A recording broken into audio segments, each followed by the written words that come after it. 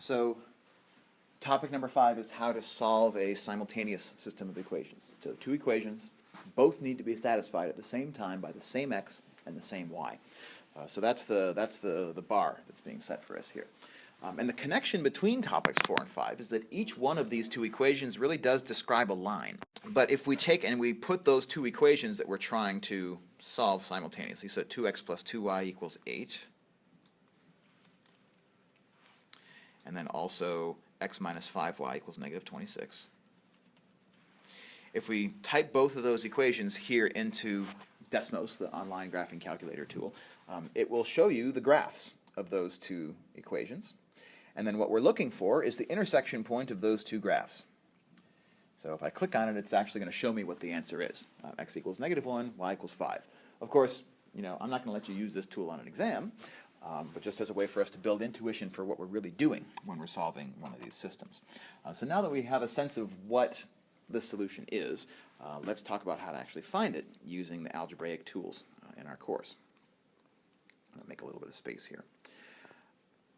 One of you, while you were working through this topic, emailed me to ask, do you mind if we use one method or the other to solve a system of two equations? And the answer is no. I don't care which method that you use, because we get some exposure to two different methods, the substitution method and the elimination method.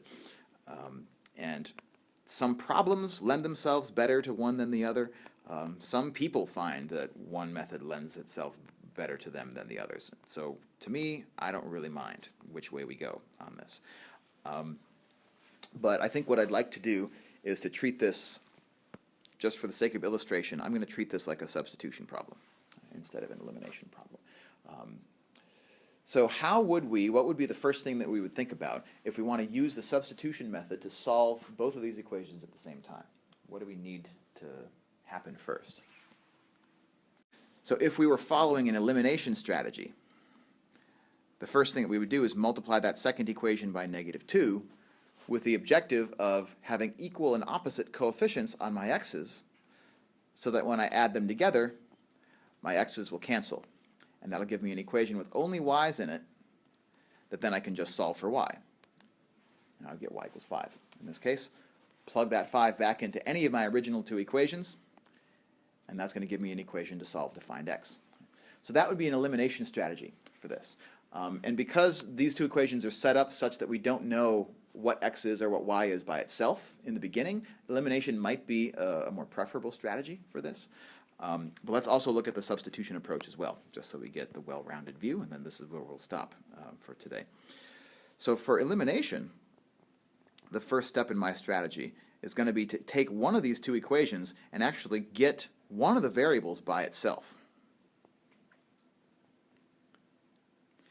And to me, when I look at these equations, the second one looks like it's going to be a little easier to get one of the variables by itself, because one of the variables, x, already has no interesting coefficient in front of it. It's already kind of by itself in one term. And so if I want to get the x by itself altogether in this equation, all I need to do is add to both sides 5y. And so what I find from my first equation is that x is equal to negative 26 plus 5y. But that doesn't tell me what the number is for x. It only tells me a different way of relating x to y. So to actually find a number for x, what I need to do then is to substitute. This is what gives the method its name. Substitute that expression for x into the other equation, into the place of x in the first equation, the equation we didn't use yet. So what that will give me, so our original equation, other equation, was 2x plus 2y equals 8. And if I substitute negative 26 plus 5y in place of the x, that's going to get rid of all the x's in my first equation and give me something that now I can solve for y.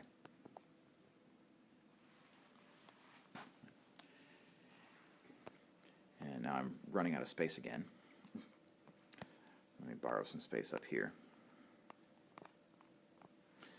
So if I were to solve that second equation for y, I would need to simplify the left-hand side, getting rid of the parentheses by distributing the multiplication.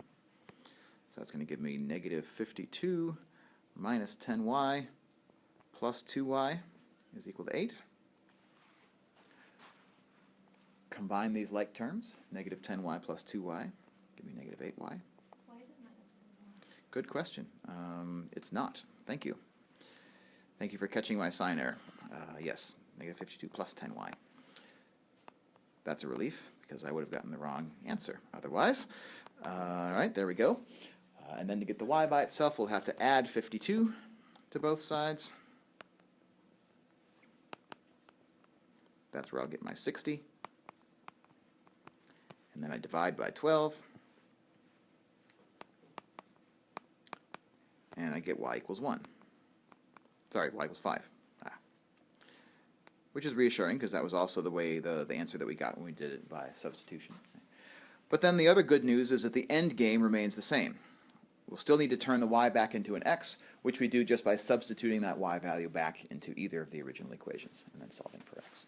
So either one of these two methods is fine. Whichever one that you remember the best, whichever one works easiest for you, that's the one to hang on to.